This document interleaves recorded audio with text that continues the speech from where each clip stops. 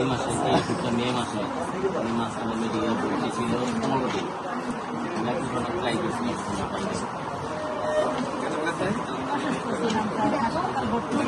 হাসপাতালে ভর্তি থাকলে দিনে 3 বার পানির বোতলে মিক্স করে না খাই দিতে হবে সকাল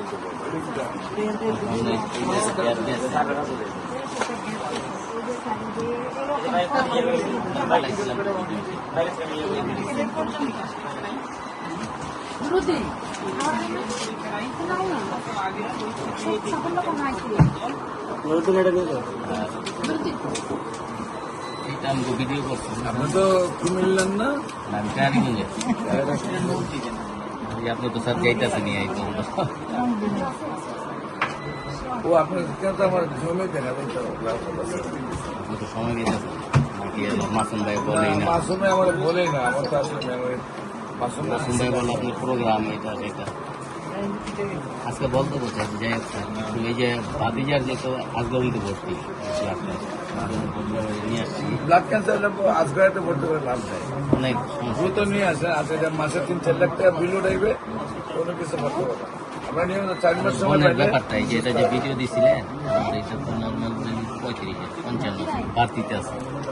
এখন এটা কি এই মাস পরে পরীক্ষা করবো একটা মাস খাওয়াই দেখবো এটা কিন্তু 6 তাই চলে রানি এখন মাথা ঘুরাইতে আছে প্রেশার আছে তারপরে ভালো আরো ভালো হইতে হবে। আর ভালো হইবে আর নাম কি? সীমা। আর সবচেয়ে বেশি অসুবিধা কি হয় আপনার বর্তমানে? সমস্যাটা কোন ডায়াবেটিস আছে স্যার নতুন করে হয়েছে মাথা ঘুরায় তুমি নেই কাশা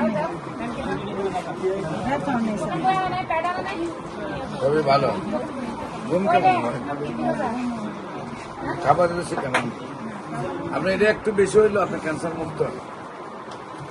এটা ক্যান্সারের যে র্যাঙ্কসটা খায় এটা থেকে নেমে গেছে, এরপরে আরো ভালো হতো, এখানে 1 মাস খাই নাই। এরপর আরো ভালো হতো। 170 এখন খান না? বললাম স্যার আর কোনো সময় মিস করবেন না। আপনি যদি কোনো না কোনো কারণে যাতে সারাদিন খাইতে পারতেছেন না, সারাদিন ওষুধটা 3 ভাগ করবেন, আধা কাপ পানির সাথে মিশাইয়া সকাল থেকে রাত খাইবেন। আর স্যার যদি এই যে প্রেশার আর ডায়াবেটিস আছে এটার কারণে কি ওই ওষুধ অ্যালোপ্যাথি খেতে পারবে নাকি আপনি দিয়ে দিবেন? আমি দিচ্ছি তারপর খাইতে পারবে। প্রস্তাব কিলার হয়নি হ্যাঁ পায়খানা কি